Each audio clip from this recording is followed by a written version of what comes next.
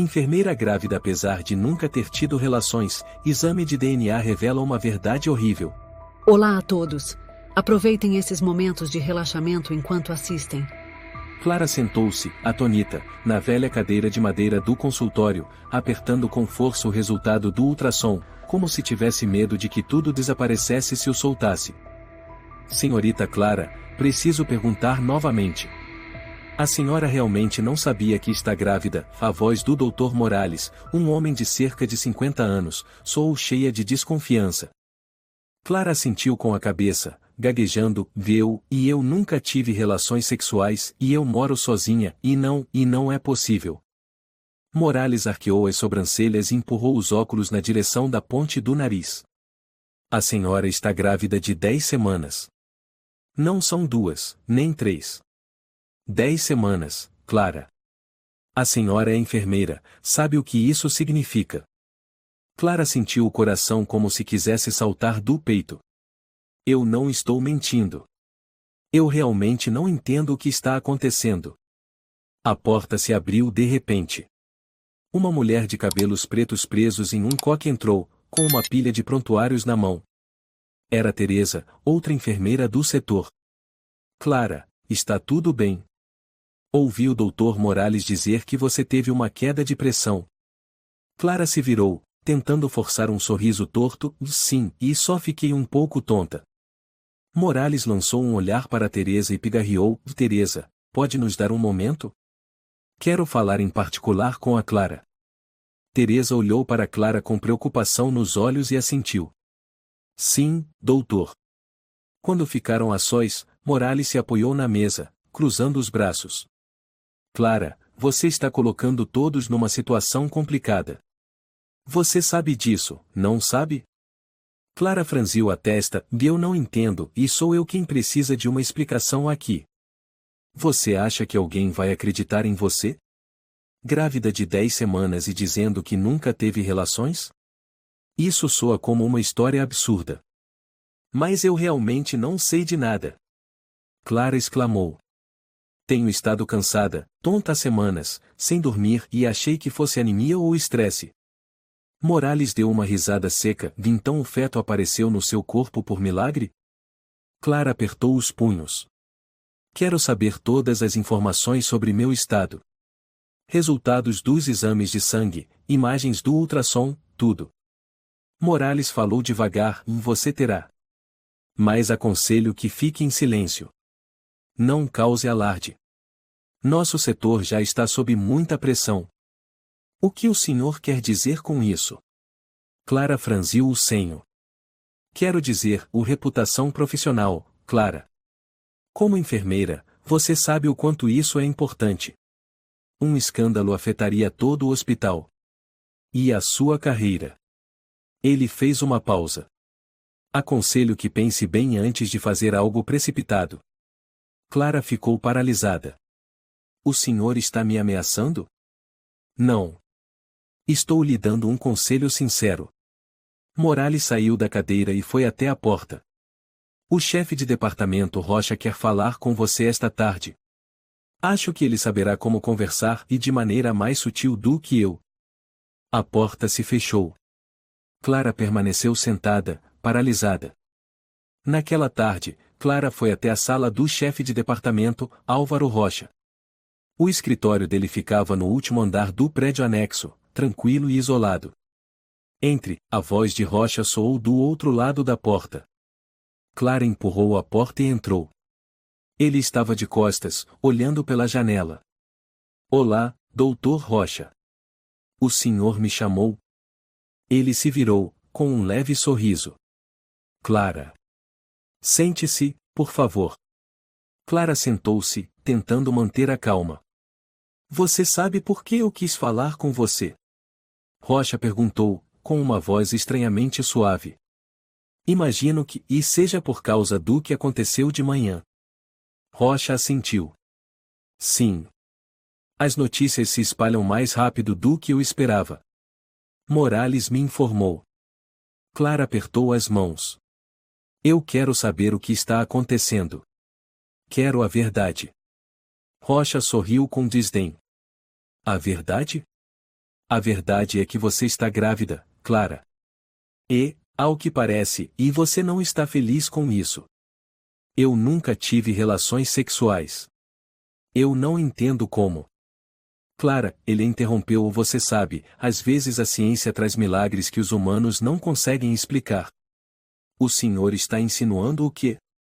Clara endireitou a postura. Nada. Só quero dizer que, e há coisas que, se você souber demais, podem te dar muita dor de cabeça. E no momento, sua saúde é a prioridade. Clara olhou fixamente para a rocha. Eu não vou ficar em silêncio. Eu vou investigar. Rocha estreitou os olhos, sorrindo de lado, e não vou impedi-la. Mas, e você sabe onde está, não sabe? O que o senhor quer dizer com isso? Este hospital, este sistema, Clara, e nada aqui é simples. Se você quiser derrubar alguma coisa, e é melhor estar certa de que tem força para isso. Clara saiu do escritório com a cabeça girando. No caminho de volta, encontrou Pedro, um técnico brasileiro que costumava ajudá-la sempre que a máquina de café fazia barulhos estranhos. Clara, você está bem? Está tão pálida. Estou bem, e ela respondeu, sem convicção. Pedro estreitou os olhos. Um plantão noturno de novo? Clara assentiu, relutante. Sim. Pedro hesitou. Ouvi dizer que você passou mal. No consultório hoje de manhã? Clara virou-se para ele. Você também já sabe? Sim. Aqui as notícias correm rápido. Mas Clara, e eu sei que você não é de inventar coisas. Se algo estranho estiver acontecendo, e fale comigo. Não guarde para você. Clara o encarou por um tempo e assentiu levemente. Obrigada, Pedro. Naquela noite, Clara deitou na cama, os olhos abertos na escuridão. Cada palavra de Morales, de Rocha, ecoava em sua mente como sinais de alerta. Ela sentia como se o mundo todo estivesse contra ela. Então, como um relâmpago, ela se lembrou de uma noite algumas semanas atrás. Ela estava de plantão noturno. Naquela noite, teve uma forte dor de cabeça. Depois disso, ia apenas um branco. Um vazio. Por que não me lembro de nada? Clara murmurou. Ela fechou os olhos, tentando reconstruir a memória. As luzes fluorescentes fracas, e o som dos monitores hospitalares, e depois, e uma tontura, e... Blop! Um som veio do corredor. Clara se levantou de um salto, o coração acelerado. Ela abriu a porta e olhou ao redor. Ninguém. Calma, e você está em pânico, ela disse a si mesma. Voltou para o quarto e pegou o celular. Suas mãos tremiam ao digitar no Google. Gravidez sem relação sexual, fertilização ilegal. Os resultados mostraram vários artigos e mais nenhum parecia se encaixar na sua situação. Um som de notificação. Mensagem de Teresa. Teresa, ouvi dizer que você está passando por algo. Se precisar, estou aqui. Não confie totalmente nos médicos. Eles nem sempre são os bonzinhos. Clara olhou para a tela e suspirou. Obrigada, Teresa, e ela murmurou, os olhos escurecendo. Dentro dela, uma pequena chama começava a arder. Clara, ainda não dormiu? A voz de Teresa soou ao telefone, com um toque de preocupação. Clara pressionou o telefone contra a orelha, ainda encarando o teto escuro. Não consigo dormir. Já se sentiu como se estivesse sendo controlada? Teresa ficou em silêncio por um instante. Você está falando sobre o bebê? Você não acredita em mim, né? Não quero dizer que acredito ou não. Mas você é uma pessoa honesta. E se você afirma que não teve relações, e então eu acredito em você. Clara suspirou profundamente. Eu lembrei daquela noite, a noite em que desmaiei. Desmaiou? Quando? 3 semanas atrás. Eu estava de plantão no 5º andar, na sala de descanso das enfermeiras. Tive uma dor de cabeça terrível e depois não lembro de mais nada. Quando acordei de manhã, havia um pequeno hematoma sob meu braço. Hematoma? Parecia uma picada de agulha. Muito pequena. Achei que fosse um mosquito e não dei importância. Mas agora, só de pensar e fico arrepiada. Teresa ficou em silêncio por um momento, depois disse: Você já fez exame de sangue? Estou pensando em fazer. Mas não aqui. Não confio mais neste hospital. Inteligente da sua parte. Clara desligou o telefone, sentou-se rapidamente e pegou a mochila. Retirou um pequeno tubo de ensaio, tirou sangue venoso e o colocou numa bolsa térmica. 2 dias depois, Clara foi a um laboratório particular nos arredores de São Paulo. Lá, encontrou-se com uma mulher chamada Beatriz, especialista em biologia molecular, conhecida de Teresa. Preciso confirmar o DNA do feto e comparar com o meu. É possível fazer isso? Beatriz a encarou por um longo tempo e depois assentiu. É difícil, mas não impossível. Você tem alguma amostra do tecido fetal? Beatriz não perguntou mais nada, apenas assentiu em silêncio. Vou te ligar quando tiver o resultado. 4 dias depois. O telefone vibrou. Clara atendeu, tentando manter a calma. Clara, aqui é a Beatriz. Você está sentada? Clara assentiu, mesmo sabendo que do outro lado ninguém podia ver. Fiz o exame 3 vezes. O resultado foi o mesmo. O feto não carrega nenhum dos seus genes. A garganta de Clara ficou seca. Não pode ser. Clara, o bebê não tem nenhuma relação biológica com você. Você não é a mãe genética. Clara murmurou como quem sonha. Então, e o que ele é? Beatriz respondeu lentamente: é o resultado de uma fertilização in vitro. E depois, foi implantado no seu corpo. Não. Isso não é possível. Clara gritou, com lágrimas escorrendo. Beatriz falou suavemente: Você precisa denunciar isso à polícia. Clara balançava a cabeça sem parar. Não. Eles não vão acreditar.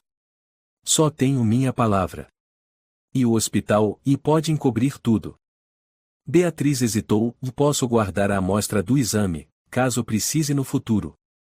Mas, e tenha cuidado, Clara. Isso não é simples. Clara estava sentada em um pequeno café de esquina, com as mãos trêmulas segurando um copo, de frente para Pedro. Ele veio ao saber que ela estava em choque.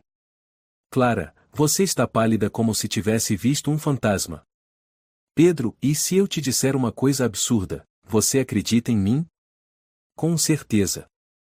Eu estou grávida. Mas o bebê não é meu. Pedro franziu a testa. Espera, e como assim? Não é meu filho. Não tem meu DNA. É um embrião e de outra pessoa. Alguém o injetou em mim sem que eu soubesse. Pedro ficou em choque. É por isso que você dizia que nunca. Isso. Eu nunca tive relações. Nunca. Meu Deus. Clara olhou com profundo desespero. Acho que alguém me usou como cobaia. Você tem alguma prova? Só tenho os resultados dos exames e a lembrança daquela noite em que desmaiei. A picada. O resto, e é tudo suposição. Pedro assentiu lentamente. Então precisamos de provas. Clara inclinou a cabeça. Precisamos? Sim. Você não está sozinha. A Teresa, eu e qualquer um que acreditar em você vamos ajudar. Você precisa continuar investigando. Naquela noite, Clara se esgueirou para dentro da sala técnica do hospital durante o plantão noturno, quando o ambiente estava mais tranquilo. Com o crachá que Pedro havia lhe entregue discretamente, ela acessou o sistema de armazenamento interno. Na tela, surgiram várias pastas. Acesso restrito. Ela olhou ao redor, o coração disparado, e digitou o código que Pedro fornecera. Acesso concedido. Dentro, havia uma infinidade de arquivos e documentos com linguagem técnica complexa. Mas Clara era uma enfermeira experiente suficiente para compreender o horror diante de seus olhos. Experimentos com embriões artificiais em corpos de mulheres sem condições reprodutivas, sem vínculos sociais estáveis. Todas as informações devem ser mantidas em sigilo absoluto. Não divulgar publicamente. O embrião deve ser implantado durante estado de inconsciência da paciente, utilizando sedativos leves. Evitar deixar marcas visíveis na pele. Clara sentiu um calafrio percorrer sua espinha. Continuou lendo. Sujeito potencial, Clara Martins, enfermeira, 28 anos, sem histórico de gravidez, sem familiares, mora sozinha. Seu nome. Ali. No sistema. Suas mãos começaram a tremer. Um anexo apareceu à assinatura digital de Álvaro Rocha. O chefe do departamento. Meu Deus, foi ele. Clara murmurou. Ela rapidamente copiou toda a pasta para um disco rígido externo que Pedro havia preparado. Antes de remover o disco, ela ainda viu uma planilha. 7 casos concluídos. Nenhuma denúncia registrada. Clara estremeceu. Então, ela não foi a primeira? Na manhã seguinte, Clara marcou um encontro com Teresa na lanchonete de sempre. Mana Teresa, eu tenho provas. Teresa pousou o café. O que você encontrou? Clara tirou o HD e o entregou a ela. Está tudo aqui. O projeto se chama Mugen. Eu sou uma cobaia. Rocha está por trás. Teresa pegou o HD com as mãos trêmulas. Isso é um crime. Usaram você como receptáculo. Não só eu. O sistema lista pelo menos mais 6 mulheres. Todos os registros foram apagados ou marcados como instabilidade mental 1 ponto. Eles apagaram todas as evidências. Teresa cerrou os punhos. E o que você vai fazer? Clara encarou com firmeza, vou expor o Rocha. Mesmo que isso me custe caro. Teresa assentiu, os olhos marejados. Estou com você. Você não está sozinha. Naquela noite, Clara trancou a porta de casa com todo o cuidado. Sentou-se à mesa, encarando os documentos, o HD, os exames de DNA, as provas que conseguirá reunir. Parte dela queria gritar, destruir tudo. Mas outra parte, a mais forte, começou a planejar o próximo passo. O celular vibrou mensagem de um número desconhecido. Clara, se continuar, não estará segura. Esse é o primeiro aviso. Ela encarou a tela, depois soltou uma risada fria. Tarde demais. Eu já comecei. E não vou parar. Clara, você precisa me ouvir. Está entrando em território perigoso. Disse Teresa rapidamente, com a voz trêmula, enquanto ambas estavam na sala de descanso das enfermeiras, a porta bem trancada. Clara encarou nos olhos. Você acha que eu posso simplesmente ignorar? Usaram meu corpo como uma incubadora. E eu nem ao menos sabia. Eu sei, Clara. Estou furiosa também. Mas eles são um sistema inteiro. Você acha que Rocha agiu sozinho? Clara tirou o HD do bolso. Está tudo aqui. Toda a descrição do projeto Gen, metodologia, lista de sujeitos, relatórios de testes. E o nome de Rocha por todos os lados. Meu Deus, e Teresa sussurrou entre os dentes, ou você pretende denunciar a polícia? Ainda não. Se eu fizer isso agora, eles vão destruir as provas.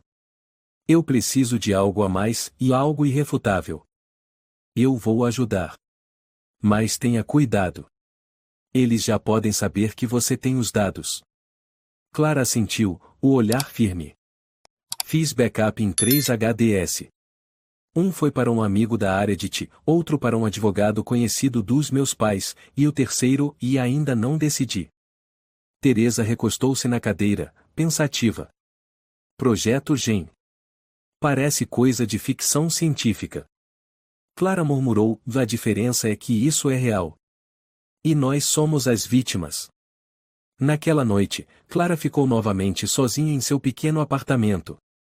Ligou o laptop, conectou o HD e começou a examinar os arquivos um por um. Precisava entender o jogo do qual havia sido forçada a participar. Um arquivo chamou sua atenção. Classificação de sujeitos, avaliação de suscetibilidade a controle. Clara leu. Critérios de seleção. Mulheres solteiras, que vivem sozinhas. Sem familiares próximos. Perfil psicológico estável, não propensas a rebeliões. Empregadas na área da saúde, com fácil acesso a sistemas. Amostra número 17, em Clara Martins, nível a mais de compatibilidade. Ela apertou os punhos, os lábios trêmulos e filhos da mãe. Em seguida, vieram relatórios sobre o progresso do desenvolvimento embrionário após implantação. Abaixo, havia um código ligado ao nome dela. Um arquivo de vídeo estava anexado. Clara clicou. Era uma gravação em preto e branco. Câmera da sala de descanso das enfermeiras. Ela estava deitada no sofá. Um homem de jaleco branco entrou, com máscara no rosto, aplicou uma injeção em seu braço. A iluminação era fraca, o rosto não era visível. Mas os gestos eram familiares. Clara se inclinou para olhar melhor e sentiu o estômago revirar. Pedro, e ela sussurrou, sem acreditar no que via. O homem no vídeo usava um relógio idêntico ao de Pedro. Os movimentos eram rápidos. Uma mão no rosto dela, como se medisse a febre, a outra aplicando a injeção no braço esquerdo. Ela imediatamente pegou o celular e mandou uma mensagem para Teresa. Clara, você sabe se o Pedro usa relógio no braço direito? Teresa, sim. No começo achei que ele fosse canhoto. Clara ficou em silêncio. Não pode ser. Pedro me ajudou e não pode ser. Mas a voz de Rocha ecoava em sua cabeça, você acha que Rocha agiu sozinho? Na manhã seguinte, Clara foi ao hospital com a aparência mais serena que conseguiu. Ao entrar na sala de preparação de medicamentos, viu Pedro mexendo na impressora de etiquetas. Oi, Pedro, ela disse, tentando manter o tom neutro. Pedro se virou e sorriu. Se sentindo melhor hoje? Estou. Você estava de plantão ontem à noite? Sim. Estava bem parado. Um tédio. Clara olhou diretamente para ele. Você alguma vez entrou na sala de descanso das enfermeiras na noite do dia 14 do mês passado? Pedro parou por um momento. Dia 14? Não lembro. Por quê? Há uma câmera. Mostra um homem de jaleco branco, com máscara, injetando algo em mim. Clara falou devagar. O homem usa relógio no braço direito. Igual ao seu. Pedro piscou. Clara, você está me acusando? Não. Só, preciso saber. Pedro ficou em silêncio por alguns segundos, depois deu um sorriso frio. Não fui eu. Mas se você acha que sim, e acho que não temos mais nada a dizer. Clara baixou a cabeça, escondendo o caos dentro de si. À tarde, Clara foi até o departamento de TI do hospital, tentando acessar mais arquivos do sistema. Procurou por Alexandre, um técnico brasileiro, baixinho, discreto, que às vezes a ajudava com impressões. Alexandre, tem um minuto? Ele levantou os olhos. O que houve, Clara? Preciso que me ajude a recuperar arquivos deletados recentemente do servidor interno. Especificamente da pasta chamada Projeto Gen. Ele arqueou a sobrancelha. Você se meteu com isso? Clara ficou sem palavras. Você sabe do projeto? Alexandre assentiu levemente. Só o nome. Fomos instruídos a deletar vários arquivos relacionados. Mas senti cheiro de coisa podre. Você guardou uma cópia? Ele hesitou um pouco, depois virou o monitor em direção a ela. Tem uma imagem fantasma. Não está completa, mas tem algumas coisas. O suficiente para assustar qualquer um. Clara cerrou os dentes. Me dá tudo. Alexandre entregou a ela um pequeno pendrive. Clara, se você pretende ir fundo com isso, tome cuidado. As pessoas envolvidas nesse projeto e nenhuma está mais aqui. Foram demitidas? Ele balançou a cabeça, sussurrando, uma desapareceu. Uma se jogou do prédio. 2 foram transferidas por distúrbios mentais. Você acha isso coincidência? Clara engoliu em seco, um calafrio percorrendo sua espinha. Naquela noite, Clara encontrou Teresa no parque perto de casa. Teresa, e acho que o Pedro pode estar envolvido. Teresa ficou boquiaberta. Não pode ser. Pedro gosta mesmo de você. Viu o vídeo. O homem tem um relógio idêntico ao dele. E nos relatórios de aplicação, há uma assinatura PV. Teresa ficou pensativa. Eu sei que o Pedro trabalhou no setor de pesquisa em farmacologia antes de vir para cá. Exatamente. Ele tem o conhecimento. E tinha acesso fácil a mim. Vai confrontá-lo? Clara balançou a cabeça. Não. Vou deixar ele pensar que eu não sei de nada. E o seu próximo passo? Clara respirou fundo. Conseguir uma prova irrefutável. Um vídeo com o rosto. E preciso de alguém de fora do sistema. Alguém que vá tornar isso público. Teresa franziu a testa. Eu conheço alguém. Quem? Diogo Ribeiro. Jornalista investigativo. Especializado em escândalos médicos. Uma vez quase revelou um projeto de implante de chips ilegais em pacientes, mas foi abafado. Está sendo monitorado, mas ainda atua clandestinamente. Clara assentiu. Quero encontrá-lo. Teresa pegou o celular, rolou por um tempo e entregou um número para Clara. Aqui. Mas cuidado. Diogo é extremamente criterioso. Você precisa ter algo que o convença. Vou entregar tudo a ele. Vídeos, dados, exames e o relato de uma sobrevivente. Teresa apertou a mão de Clara. Você é corajosa. Mas não se deixe destruir. Não vale a pena. Clara sorriu com amargura. Se eu não lutar, outras dezenas serão transformadas em incubadoras humanas. Ao chegar em casa, Clara ligou o laptop. Na tela, seu rosto refletido no vidro pálido, abatido, mas com os olhos em chamas. Ela abriu o Word e começou a escrever o diário da investigação. A primeira linha. Meu nome é Clara Martins. Estou grávida. Mas o bebê dentro de mim não é meu. Sou vítima de um projeto desumano chamado Projeto GEM. A porta do escritório do chefe de departamento Álvaro Rocha se fechou atrás de Clara com um clique gelado. No ambiente, o leve aroma de óleo essencial de cítricos misturado com o ar-condicionado criou uma sensação arrepiante. Rocha ergueu os olhos por trás da mesa, tirou os óculos e sorriu como se estivesse recebendo uma velha amiga. Clara Martins. Ouvi dizer que você estava me procurando. Preciso conversar.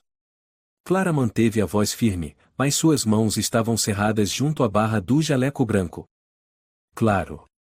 Rocha assentiu, apontando para a cadeira à frente. Sente-se. Prefiro ficar em pé. Clara respondeu, sem desviar os olhos dele. Rocha ergueu ligeiramente as sobrancelhas, mas não comentou. Então, sobre o que quer falar? Clara colocou um pendrive sobre a mesa. Li toda a documentação do projeto GEM.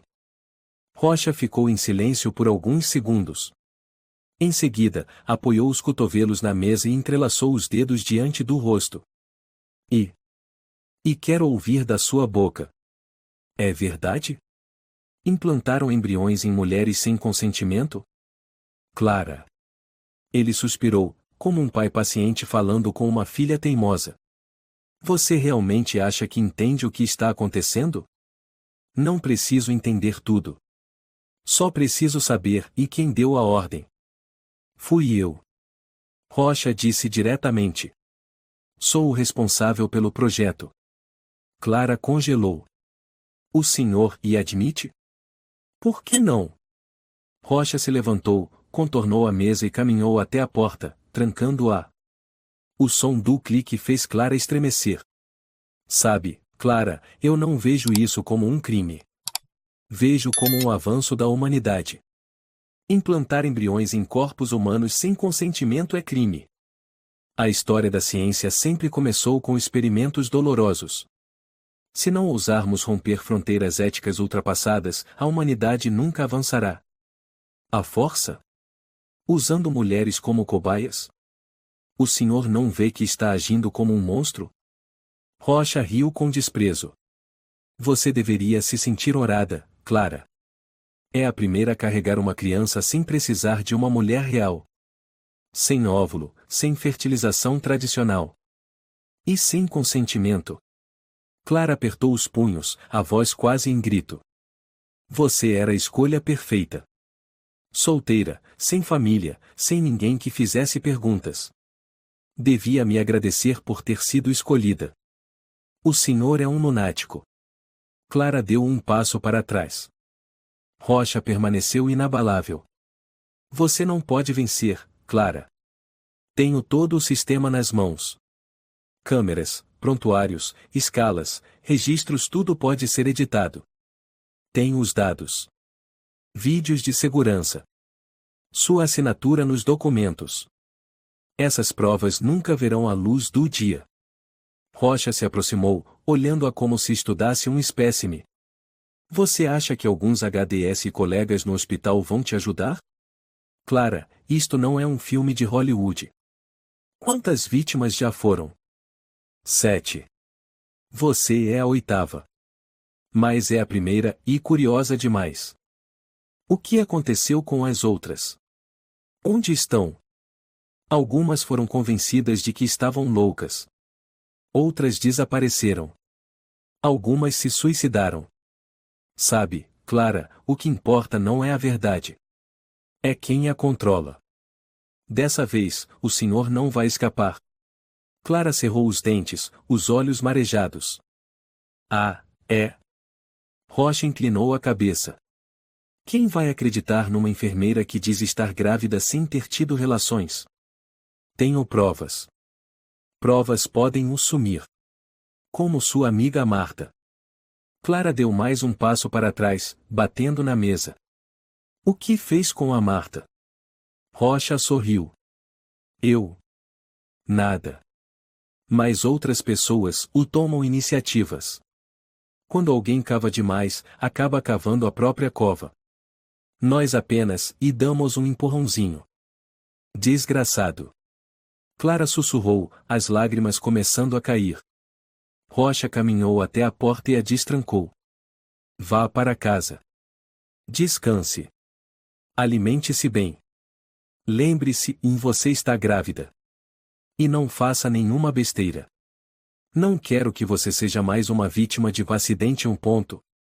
Clara saiu do escritório com as pernas trêmulas. Teresa aguardava no corredor e correu assim que viu seu rosto pálido. Clara. Você está bem? Ele admitiu tudo. Clara arfava-o sem medo. E ele disse que talvez a Marta tenha sido eliminada. Teresa ficou paralisada. Meu Deus! Ele não nos vê como humanas. Para ele, somos incubadoras. Só importa manter o embrião vivo. Sem emoção. Sem consentimento. Teresa segurou a mão de Clara e a puxou rapidamente. Vamos sair daqui. Agora. Ninguém está seguro neste hospital. Naquela noite, Clara e Teresa estavam no pequeno apartamento de Clara, cortinas fechadas. Clara ligou o gravador. A voz de Rocha preencheu o silêncio, gravada quando Clara ligou discretamente o microfone em seu bolso. Você deveria se sentir honrada. É a primeira a carregar uma criança sem uma mulher real. Teresa ficou estática. A voz dele está claríssima. Preciso de mais. Preciso do rosto, de imagens, de provas criminais irrefutáveis. Teresa disse, conheço alguém que pode ajudar, de Miguel Ramos, ex-segurança. Ele era responsável pelo sistema de câmeras. Foi demitido após um erro de armazenamento. Mas ele sabe coisas que foram escondidas. Ele ainda está em São Paulo. Ouvi dizer que trabalha como vigia noturno em um estacionamento perto da estação Barra Funda. Tenho o número dele. Preciso falar com ele. Teresa entregou o número em silêncio. Clara, de agora em diante, seja extremamente cuidadosa. Não vá a lugar algum sozinha. Não confie em ninguém facilmente. Nem mesmo no Pedro. Clara sentiu o olhar distante. Não confio mais em ninguém. Só em você. No dia seguinte, Clara foi até o estacionamento e esperou quase 2 horas até que um homem baixo, forte, com barba cerrada apareceu. Miguel Ramos. Senhor Ramos? Clara chamou. Ele a encarou, desconfiado. Quem é você? Meu nome é Clara. Sou enfermeira. Sei que o senhor trabalhou no Hospital San Gabriel. Ele assentiu levemente, ainda cauteloso. E daí? Preciso saber a verdade. É verdade que as câmeras já registraram a aplicação de drogas ilegais em funcionários? Miguel ficou em silêncio. Não precisa ter medo. Tenho provas. Sou vítima. Estou grávida, mas o feto não tem meu DNA. Miguel olhou ao redor, depois falou baixo, sim. Mas essas imagens foram apagadas. Um dia fui chamado ao RH e fui demitido. Você guardou alguma coisa? Backup? HD externo? Miguel tirou um pendrive do bolso do casaco. Nunca tive coragem de ver. Mas não o apaguei. Pode ter algo lá. Se tiver estômago, leve. Clara pegou rapidamente. Obrigada. Não vou esquecer. Miguel falou rápido. Você está sendo seguida por 2 pessoas. Um segurança chamado Estevão Capanga do Rocha. E Pedro. Clara congelou. Miguel se afastou, deixando uma última frase. Você está tocando em algo que ninguém ousa. Tente sobreviver primeiro. Clara estava sentada na sala escura de seu apartamento. A única luz vinha da tela do computador. O pendrive de Miguel estava sendo escaneado. Ela apoiou a mão sobre a barriga, um nó na garganta. Dentro dela havia uma vida que não era sua, que não foi concebida naturalmente e mais que crescia a cada dia. Um din soou. Na tela apareceu uma pasta I17_03. Ela abriu. Imagens borradas surgiram. Câmera noturna, registrando o corredor do 5º andar. Uma figura empurrava uma maca em silêncio. Jaleco branco, rosto coberto por máscara. Mas a imagem falhava. Trechos corrompidos, interrupções. Clara franziu a testa e retrocedeu. Ampliou a mão da pessoa empurrando a maca. Relógio no pulso direito. De novo esse relógio, Clara murmurou. Pedro ou outra pessoa? Ela removeu o pendrive e o guardou em uma caixa de metal. Antes de se levantar, o celular tocou. Era Teresa. Sou eu, Clara. Disse Teresa com urgência. Eu não consigo falar com a Marta. Clara se sobressaltou. Marta? Achei que ela estivesse em Santana fazendo um curso. Também pensei isso. Mas me ligaram avisando que ela não apareceu. O telefone está fora de área. Acabei de ir ao apartamento dela e... Clara prendeu a respiração. E... a porta estava destrancada. Tudo revirado. Meu Deus! Sem sinais de roubo. O notebook sumiu, mas a carteira e objetos pessoais estavam lá. Alguém procurava informações. Clara caiu sentada no sofá. Não pode ser, ela desapareceu mesmo? Clara, não quero alarmar você, mas sabe que a Marta queria te ajudar a denunciar. Você falou algo específico para ela recentemente? Sim. Contei tudo. Sobre o projeto GEM. O que estou fazendo? Então está claro. Marta foi silenciada. Clara apertou o celular. Tenho que chamar a polícia. Cuidado, Clara. Se fizer isso, podem virar contra você. Vão dizer que inventou tudo.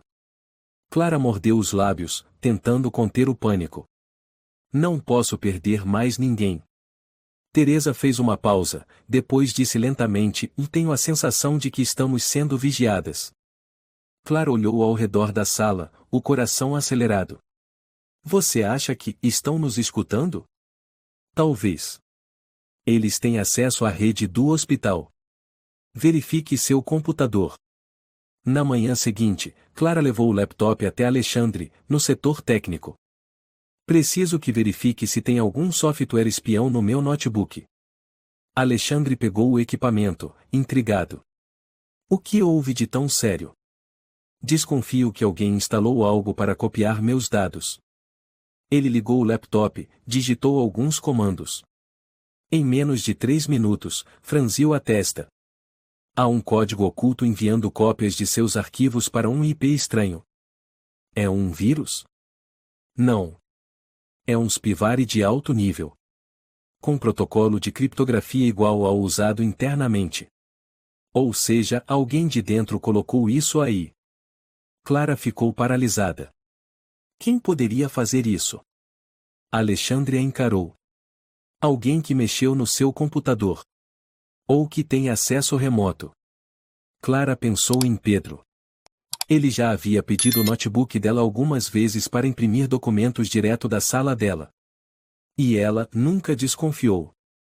Você consegue remover? Sim.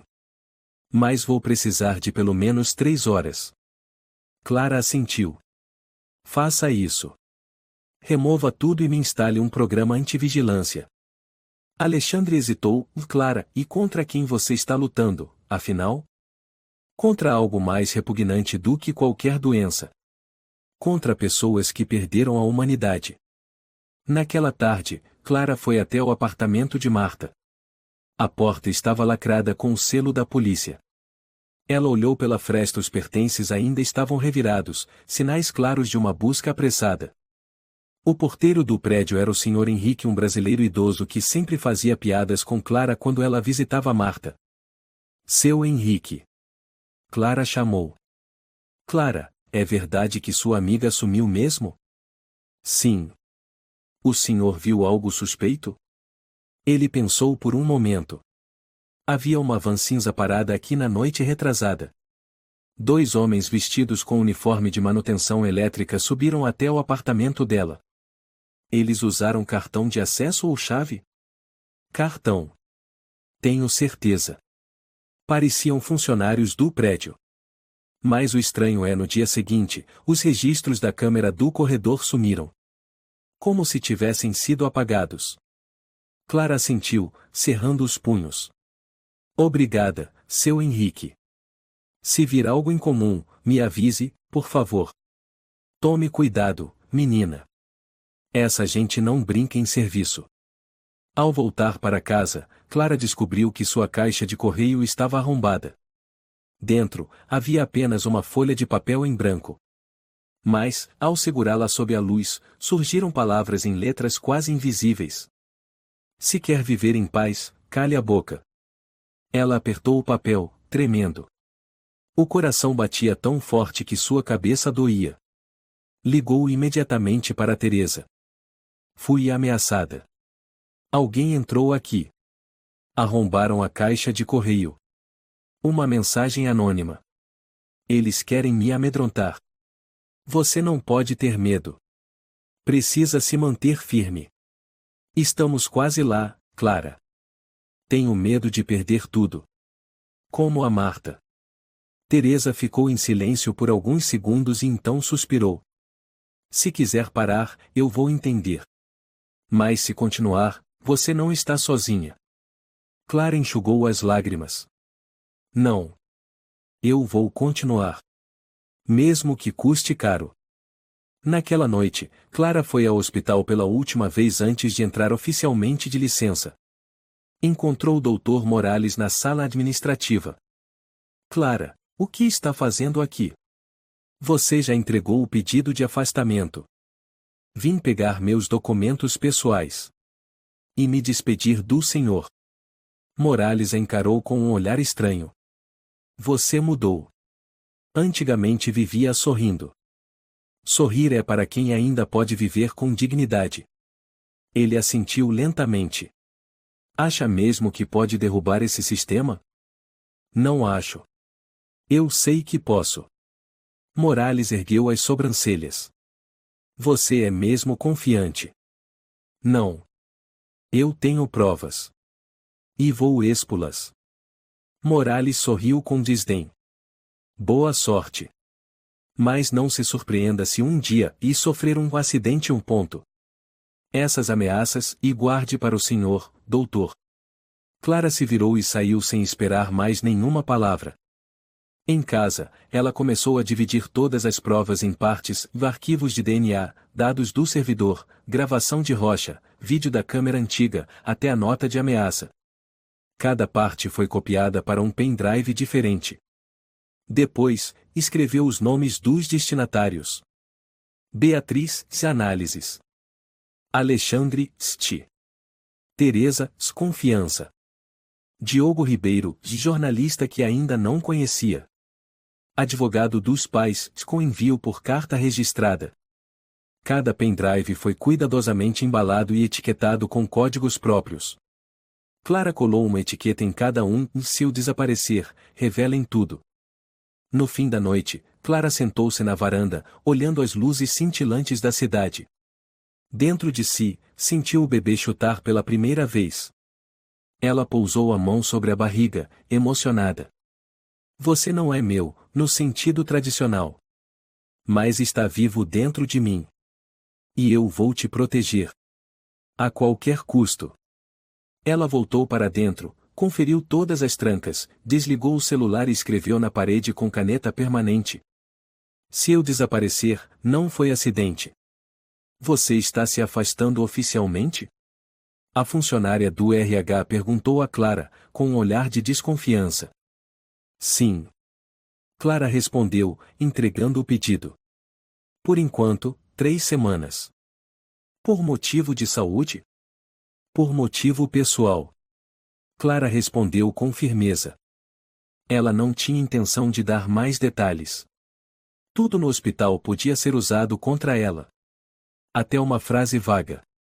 Após assinar os papéis, saiu para o corredor. Teresa já aguardava. Terminou? Teresa perguntou. Sim. Eles não fizeram muitas perguntas. Mas sei que estão vigiando cada passo. Meu irmão trabalha numa unidade técnica independente. Mandei o HD para ele. Ele prometeu decodificar todos os arquivos criptografados do backup do projeto GEM que você conseguiu. Clara assentiu, um pouco mais aliviada. Quanto mais gente souber, mais chances temos de sobreviver. Teresa sorriu de lado, parece até filme de guerra. Clara olhou séria. E não é? 3 dias depois, Clara recebeu uma carta do hospital. Dentro, havia um documento de 2 páginas, com o título em letras grandes. Notificação de solicitação de desligamento voluntário por razões de imagem institucional. Clara leu e releu. As veias da testa começaram a pulsar. Ela ligou imediatamente para Teresa. Eles estão tentando me forçar a pedir demissão definitiva. Teresa suspirou. Qual o motivo alegado? Causar impacto negativo na reputação do hospital por declarações e condutas inadequadas no ambiente profissional. Estão me difamando. O que vai fazer? Não vou assinar nada. Se quiserem me demitir, que apresentem motivo claro. E eu vou gravar tudo. Teresa ficou em silêncio por um momento e então disse: recebi agora o relatório decodificado do meu irmão. Clara se endireitou. Tem novidades? Sim. O projeto GEM tem 3 fases: seleção, implantação, monitoramento. Na parte da seleção, eles usavam um software para extrair dados pessoais de funcionárias, escalas, folgas, perfil psicológico para escolher alvos mais vulneráveis. Clara ficou trêmula. Ou seja, e não era só medicina. Era vigilância de dados também? Exato. Você estava sendo monitorada antes mesmo da aplicação. Me sinto como uma mercadoria caçada. Teresa disse rapidamente: tem outro nome na lista, de Natália Lisboa. Ela também foi enfermeira. Pediu demissão alegando o colapso nervoso. O prontuário médico disse um delírio. É assim que eles apagam rastros. Clara respirou fundo. O assassinato social, sem precisar matar. No dia seguinte, ao entrar em casa, Clara percebeu que o trinco da porta estava danificado. Por dentro, Tudo estava bagunçado. Instintivamente, ela recuou e começou a tirar fotos com o celular. Uma única foto fora arrancada da parede, uma imagem dela com Marta no dia da formatura. Os pedaços da moldura estavam no chão. Ela olhou para a mesa, a caixa de metal com o pendrive reserva havia sumido. Clara apertou os punhos. Estão nos esvaziando. Ela ligou para Alexandre. Alexandre, invadiram meu apartamento. Tem como descobrir quem acessou meu notebook remotamente? Sim, mas preciso ir até aí. É possível que tenham instalado um novo spyware. Te passo o endereço em 10 minutos. Clara desligou e em seguida ligou para Teresa. Você ainda está com o pendrive que te dei? Está na casa da minha mãe. E está seguro. Levaram o meu. Eles sabem que estou ultrapassando o limite permitido. Teresa disse baixinho, acho que tem alguém de dentro vazando informações. Quem você acha que é? Pedro. Você ainda não descartou ele, não é? Clara ficou em silêncio por alguns segundos. Quero acreditar nele. E se for ele o que está te apunhalando pelas costas? Preciso ter certeza. Naquela tarde, Alexandre chegou ao apartamento de Clara com o notebook. Trouxe um detector de sinal. Desligue todas as conexões de rede. Clara obedeceu. Após alguns minutos rastreando sinais, ele franziu a testa. Tem um dispositivo estranho emitindo Bluetooth fraco. Está atrás da geladeira. Ambos puxaram o eletrodoméstico. Um pequeno aparelho preto caiu no chão, um gravador clandestino. Clara ficou gelada. Estavam me ouvindo até na cozinha? Não só isso. Alexandre entregou a ela um relatório impresso. Tem um IP que acessou seu notebook a partir do hospital. O nome do dispositivo é P. Santana 1. P. Pedro Santana? Não posso afirmar com certeza. Mas é uma coincidência e tanto. Clara cravou as unhas na mesa. Chega. Preciso confrontá-lo. Na manhã seguinte, Clara marcou um encontro com Pedro em um café perto do parque. Pedro chegou pontualmente, com o sorriso de sempre. Clara. Quanto tempo? Você está bem? Mais ou menos. Clara assentiu. Você ainda está fazendo o turno da noite no hospital? Sim. Cansativo como sempre. Aconteceu alguma coisa? Clara olhou diretamente. Você já acessou meus dados? Pedro parou. Que dados? Informações pessoais. Escalas. Agenda. Meu computador. Clara, do que você está falando? Vou perguntar de novo, foi você? Pedro encarou por um momento e suspirou. Clara, e você mudou? Está desconfiando de todo mundo agora? Não. Só de quem tem motivo. E qual seria o meu motivo? O nome do seu computador é P. Santana. Esse IP acessou meus dados. Encontraram um dispositivo de escuta na minha casa. Eu quero acreditar que você não tem nada a ver com isso. Pedro ficou em silêncio. No fim, esboçou um sorriso de canto. Talvez alguém esteja tentando me incriminar. Talvez. Clara assentiu. Mas eu vou descobrir a verdade. Ela se levantou, deixando a xícara de café intocada sobre a mesa. Naquela mesma noite, Teresa ligou para Clara, aflita. É urgente. Um médico residente jovem se chama Gabriel me mandou mensagem dizendo que tem documentos relacionados ao projeto GEM. Sério? Ele está com medo. Mas disse que vai te encontrar se você prometer manter a identidade dele em segredo. Marque com ele em um lugar público. Não traga para casa. Já combinamos na livraria antiga. Amanhã de manhã. Na manhã seguinte, Clara e Teresa chegaram à pequena livraria na rua Major Diogo. Um jovem de óculos e casaco marrom estava sentado no canto dos fundos, era Gabriel. Clara se aproximou. Gabriel. Ele levantou os olhos e assentiu. Você é a Clara? Sim. Gabriel tirou um pendrive do bolso. Eu fui encarregado de analisar dados de DNA para um projeto secreto. Quando comecei a fazer perguntas demais, me transferiram. Guardei uma cópia e com medo de precisar um dia. Clara pegou o USB. Você sabe se há mais alguém vivo além de mim? Ele balançou a cabeça. Foram chamados de instáveis. 2 pessoas foram internadas à força. Uma desapareceu.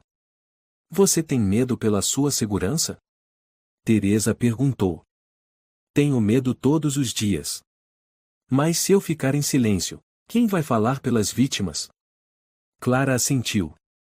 Obrigada. Gabriel se levantou e saiu rapidamente. Teresa olhou para Clara e mais uma peça do quebra-cabeça. Clara apertou o USB na mão. Estamos perto do ponto sem retorno. Clara, você deveria sair de São Paulo por uns dias. Disse Teresa, com a voz cheia de preocupação, enquanto as duas estavam na cozinha do apartamento dela. Clara olhava fixamente para o copo de água nas mãos, depois balançou a cabeça.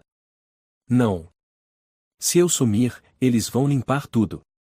Preciso ficar e contra-atacar. Mas estão vigiando cada passo seu. Eu sei. Teresa suspirou. Você percebe? Eles ainda não atacaram de forma direta. Estão te empurrando até o limite. Querem que você mesma caia. Clara levantou os olhos. E eu não vou deixar que vençam. O telefone tocou. Clara olhou a tela número desconhecido. Atendeu. Alô? Uma voz masculina e fria respondeu, se ainda quiser viver, pare agora. Clara ficou em silêncio. O homem continuou, o que você tem em mãos e não é seu. Devolva. Antes que seja tarde. Quem são vocês? Clara rosnou. Sou alguém que pode garantir sua sobrevivência. Ou encerrar ela. Tuti e tuti. Clara apertou o telefone com força. Mais uma ameaça. Disse. Eles não têm coragem de se mostrar. Teresa murmurou, será que? Rocha já sabe que você entrou em contato com Diogo Ribeiro? Eu ainda não mandei nada para ele. Mas talvez eles tenham escutado nosso plano. Clara decidiu verificar todos os pendrives restantes. Mas ao abrir a gaveta, congelou o pendrive com a gravação de Rocha havia sumido. Ela ficou imóvel, olhos arregalados. Não pode ser. Correu até a porta, a fechadura estava intacta. As janelas também fechadas. Sem sinais de arrombamento. Clara olhou para Teresa, você pegou? Não. Nunca toquei nesse pendrive. Clara cerrou os punhos. Alguém entrou sem deixar vestígios. Alguém com chave reserva. Teresa franziu a testa, quem já veio aqui? Alguém próximo o suficiente para você confiar? Clara ficou em silêncio por alguns segundos. Um nome surgiu em sua mente. Pedro. No dia seguinte, Clara foi direto ao hospital. Pedro estava sentado no balcão técnico, analisando prontuários. Oi. Clara disse. Pedro levantou o rosto, levemente surpreso. Nossa, faz tempo. Clara assentiu. Preciso te perguntar algo. O quê? Você alguma vez entrou no meu apartamento sem eu estar? Pedro franziu a testa. Por que essa pergunta? Perdi algo. Sem sinais de arrombamento. E só pessoas de confiança tinham a chave reserva. Pedro riu, sarcástico. Clara, você acha que eu roubei alguma coisa sua? Quero apenas uma resposta. Pedro se levantou, a voz ficando mais tensa. Eu nunca entrei na sua casa. Se perdeu algo, chame a polícia. Tem certeza? Você não está ajudando Rocha? Pedro cerrou os dentes. Chega. Você sabe que tenho provas. E está tentando impedir que eu siga em frente, não está?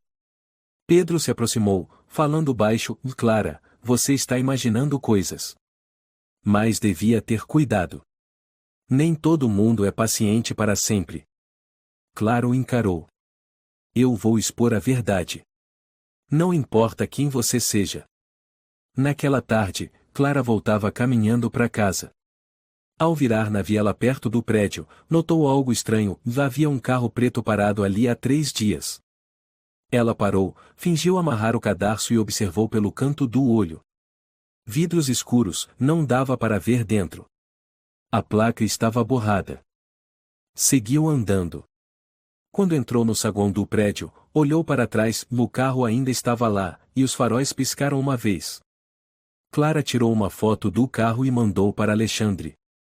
Clara, pode verificar essa placa para mim? 3625 LRZ. Obrigada. Alexandre respondeu minutos depois. Alexandre, veículo não registrado em nome de pessoa física. Placa pertence à Unidade de Segurança Civil.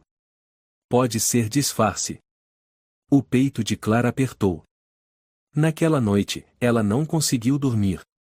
Abriu o armário, pegou as últimas cópias dos documentos, a parte descriptografada. Dividiu em 4 envelopes, lacrou e escreveu: se eu desaparecer, entregue a Diogo Ribeiro. Na manhã seguinte, Clara foi aos Correios e enviou os envelopes para 4 destinos diferentes, em casa de Teresa, casa de Alexandre, advogado de seu pai e o e-mail impresso de Diogo. Ao sair dos Correios, sentiu alguém a seguir. Apressou o passo, depois parou de repente e se virou. Um homem de casaco cinza e óculos escuros desviou o rosto imediatamente. Clara rapidamente tirou uma foto. Mandou para Teresa. Clara, você já viu esse homem em algum lugar? Teresa, sim. Ele estava perto do estacionamento quando encontrei Gabriel. Clara apertou o celular com força. Naquela noite, ao chegar em casa, recebeu uma mensagem de número desconhecido. Da próxima vez não será só um aviso. Cuidado ao descer escadas. Ela congelou, olhando para a janela. O vento balançava levemente as cortinas. Alguém conhecia cada passo que ela dava. Clara ligou para Alexandre. Pode instalar um sistema de criptografia avançado no meu celular? E configurar alertas de acesso? Vou aí esta noite. Alexandre chegou com notebook e equipamento. Enquanto instalava, olhou para Clara. Sério, você não pode continuar isso sozinha. Não tenho escolha. Tem, sim. Passe tudo para o Diogo. Deixe que ele cuide do resto. Clara assentiu. Amanhã vou encontrá-lo. No dia seguinte, ao meio-dia, Clara foi até uma cafeteria em uma viela local onde Diogo Ribeiro concordou em encontrá-la após confirmar sua identidade diversas vezes. Um homem de cerca de 40 anos, cabelo levemente bagunçado, olhos intensos e cansados, a observava do canto da sala. Clara Martins, ele disse, em voz baixa. Diogo Ribeiro, ela respondeu, sentando-se. Ele olhou ao redor. Tenho 15 minutos. Trouxe o que eu preciso? Clara colocou um envelope grosso sobre a mesa. Está tudo aí. Dados descriptografados, DNA, vídeo da câmera, lista de vítimas com registros apagados. Diogo abriu e folheou rapidamente. Seus olhos se arregalaram. Você tem ideia do que está segurando? Prova de um crime médico em escala nacional. Ele assentiu.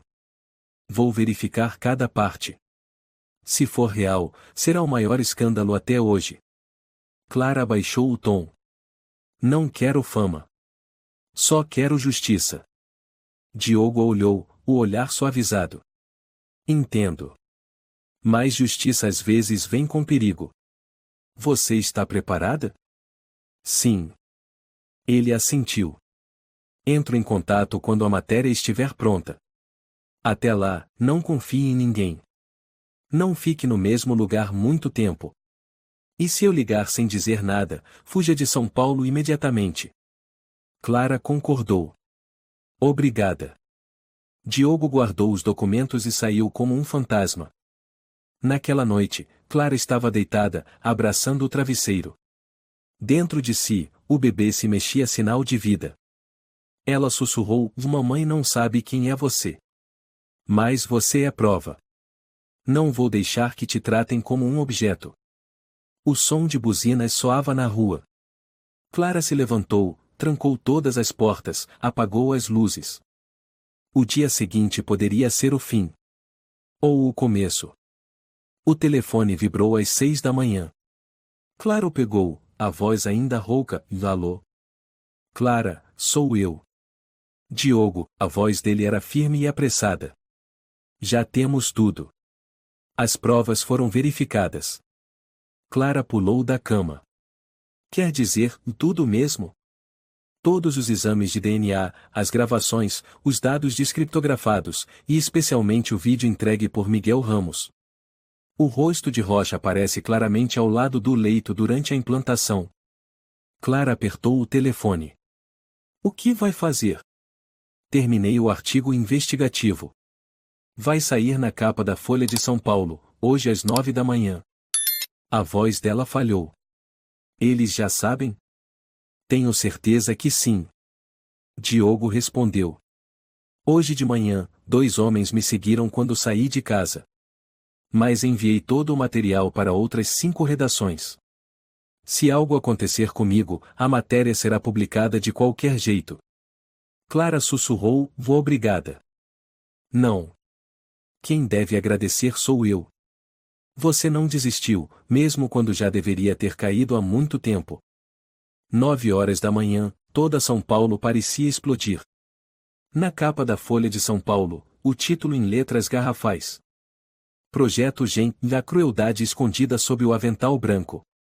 Abaixo, uma foto de Rocha em uma conferência médica, junto com trechos dos dados criptografados fornecidos por Clara. Clara estava sentada em uma pequena cafeteria com Teresa e Alexandre. O telefone tocava sem parar. Clara, o que você está fazendo? Você está em todos os canais de TV, era a voz da mãe dela ao telefone. Mãe, estou bem. Vou explicar depois. Mas agora não acredite nos tabloides. Alexandre mostrou a tela do celular. Clara, olha. A TV Nacional está transmitindo uma edição especial. A voz do apresentador ecoou. O Ministério da Saúde do Brasil criou uma força-tarefa de emergência, exigindo a suspensão imediata de todas as atividades no Hospital São Gabriel. O chefe do departamento, Álvaro Rocha, está sendo investigado por graves violações de ética médica. Teresa ficou em choque. Tão rápido assim? Clara sentiu, e eles têm medo da fúria popular. Precisam agir imediatamente. Uma mensagem de Diogo chegou. Clara, Rocha me ligou. Ele sabe que não pode negar, mas ainda acha que pode negociar. Estou gravando. Clara respondeu imediatamente. Não negocie. Ele precisa enfrentar tudo. Às 2 da tarde, Rocha foi preso em sua casa. Imagens dele algemado, com a cabeça baixa, foram transmitidas em todos os canais. Clara ficou diante da tela, com a mão cobrindo a boca. Teresa sussurrou: nunca pensei que veria esse dia. O telefone tocou novamente. Era Beatriz, a técnica de laboratório. Clara. Você viu? Ele foi preso de verdade. Você acredita que tudo isso é real? Clara perguntou, com a voz trêmula. Acredito sim. Foi você quem fez isso acontecer. Você é a voz de todas as mulheres que foram silenciadas. Alexandre interveio e a polícia está analisando os servidores. Detectaram sinais de manipulação de registros. É possível que Pedro também seja convocado. Clara ficou imóvel. Pedro? O registro de IP que acessou seus arquivos, eles têm provas suficientes. Ele não tem mais como negar. Teresa assentiu, e ele te traiu por dinheiro. Mas agora vai pagar por isso. Às 6 da tarde, Diogo enviou a Clara a gravação da ligação entre ele e Rocha. Ela deu play e ouviu cada palavra. Diogo, o senhor sabe que não tem como escapar. Rocha, você acha que vou ficar calado? Tenho uma lista com os nomes dos envolvidos. Se eu cair, eles caem junto. Diogo, obrigado. Acabei de gravar isso. Agora, prepare-se para enfrentar o tribunal. Pela primeira vez em meses, Clara sorriu suavemente. Naquela noite, Diogo foi encontrar Clara no Parque da Aclimação. A imprensa está te chamando de a mulher mais corajosa do Brasil. Ele disse, sentando-se no banco ao lado. Eu não me sinto corajosa. Eu me sinto cansada. Você pode descansar. O resto, a gente cuida. Clara olhou para ele. E quanto às outras pessoas? As vítimas silenciadas, os registros adulterados? O Ministério da Saúde anunciou uma investigação ampliada. Um comitê de supervisão será criado. E você foi indicada para ser conselheira de ética. Clara arregalou os olhos. Eu? Sim. Eles precisam de alguém que realmente entenda a dor que as vítimas passaram. Clara baixou a cabeça. Eu não estou pronta. Ninguém está quando começa. Mas você é a pessoa certa. Ela ficou em silêncio. A brisa da noite soprou, suave mas fria. O bebê em sua barriga se mexeu. Clara colocou a mão sobre o ventre e disse baixinho. Talvez, esse seja o motivo de eu não ter desabado. Diogo seguiu o movimento da mão dela com os olhos, que se suavizaram. Seu filho vai crescer em um mundo mais justo. Por sua causa. Clara sorriu. Na tarde seguinte, o tribunal divulgou a lista dos indiciados. Além de Rocha, havia 3 outros diretores do hospital, 2 médicos e Pedro, todos acusados de cumplicidade e violação de dados pessoais. A imprensa se aglomerava diante da delegacia. Um repórter perguntou. Clara Martins, tem algo a dizer às pessoas que duvidaram da senhora? Clara, no centro do círculo de câmeras, microfones e holofotes, respondeu com calma. Eu não as culpo.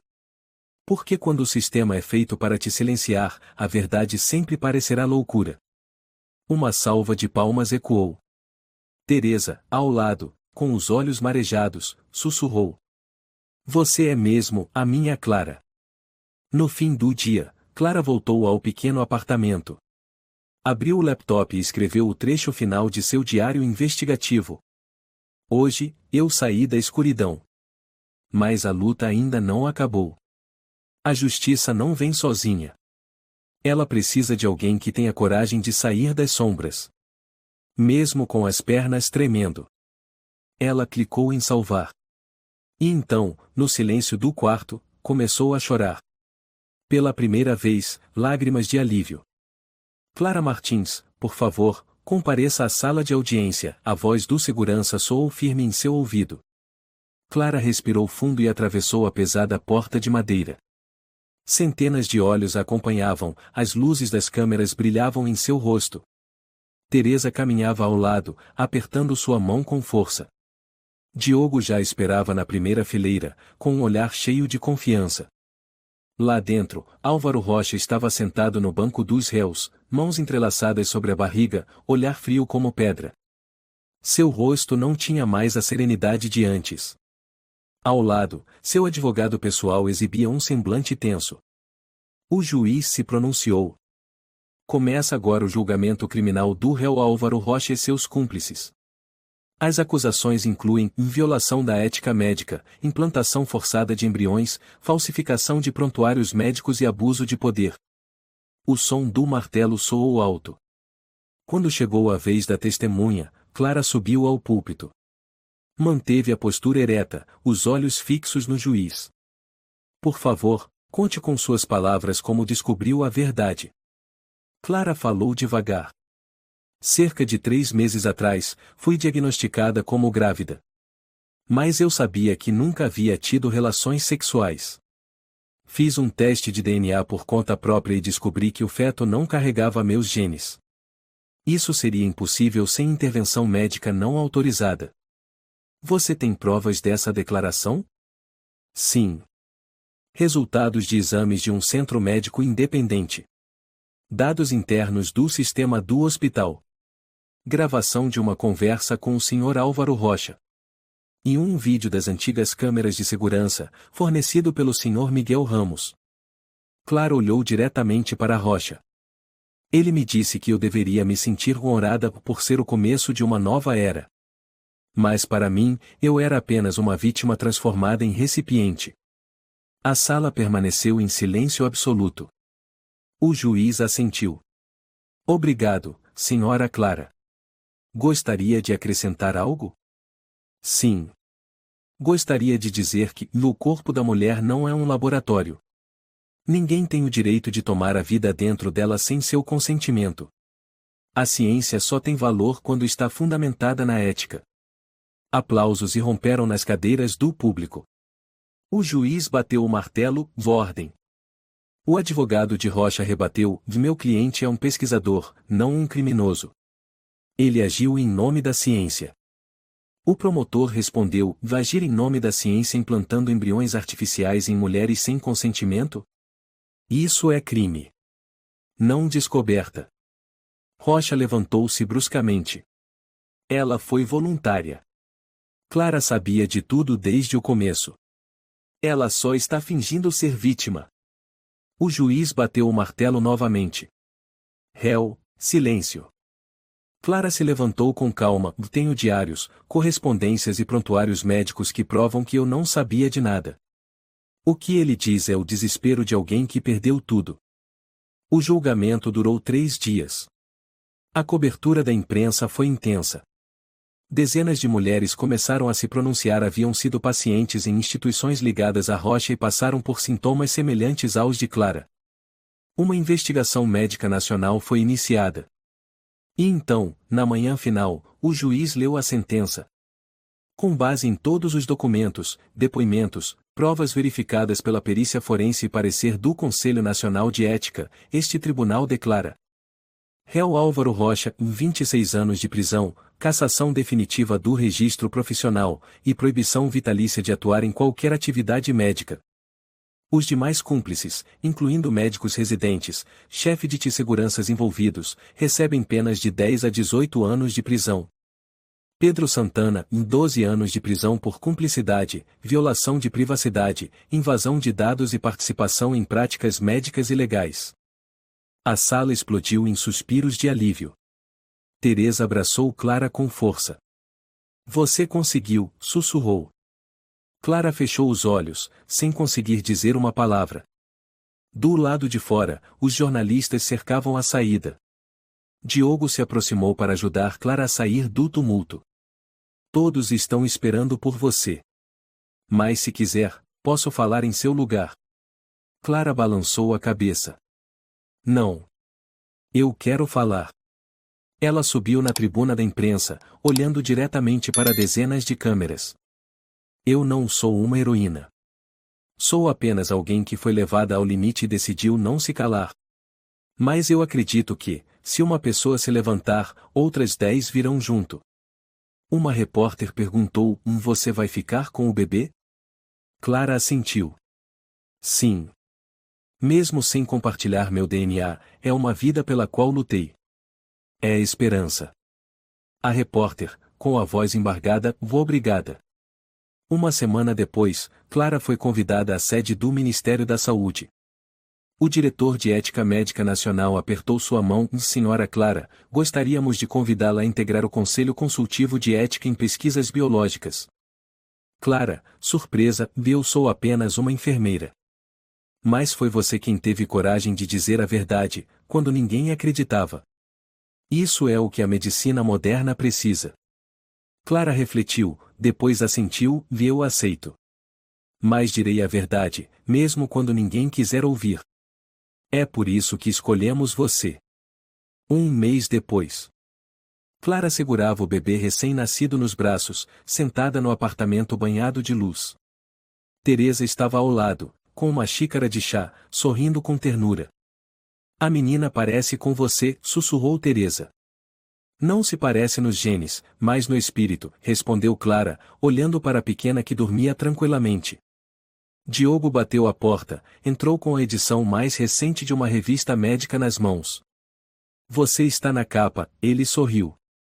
Sério? Não pelo caso. mas pelo discurso que você deu no Congresso Europeu de Ética Médica. A plateia inteira se levantou para aplaudir. Clara sorriu levemente. Só disse a verdade. Às vezes, a verdade é o presente mais corajoso que alguém pode oferecer, respondeu Diogo. Naquela tarde, Clara levou a filha para passear no Parque da Aclimação. Passantes a reconheciam, sorriam, acenavam. Alguns diziam, você foi corajosa, Clara. Outros apenas colocavam a mão sobre o peito, como forma de dizer, somos gratos. Uma garotinha correu até ela, oferecendo uma rosa. Você é uma pessoa boa. Clara se abaixou para aceitar. Obrigada, querida. Ela olhou para o bebê no carrinho e sorriu. Nós sobrevivemos. E agora, vamos viver de verdade. O vento soprou suavemente, trazendo o cheiro familiar de flores de laranjeira. Mas desta vez, não era o perfume do escritório de Rocha. Era o perfume da liberdade. Ela segurou a mão da filha e seguiu caminhando por uma estrada cheia de sol e aplausos. A história de Clara destaca que a justiça não nasce do silêncio, mas da coragem de dizer a verdade. Diante da injustiça, mesmo solitários e ameaçados, se mantivermos a fé e recusarmos nos calar, podemos provocar grandes mudanças. Clara não apenas se protegeu, ela abriu uma porta de esperança para milhares de outras mulheres. A lição é, a verdade pode ser enterrada, mas jamais destruída, basta que alguém tenha coragem de sair da escuridão. Se você gostou desta história, convidamos você a dar um like e se inscrever em nosso canal. Seu apoio nos motiva a continuar trazendo histórias comoventes quase todos os dias. Estamos muito agradecidos pelo seu apoio. Até breve.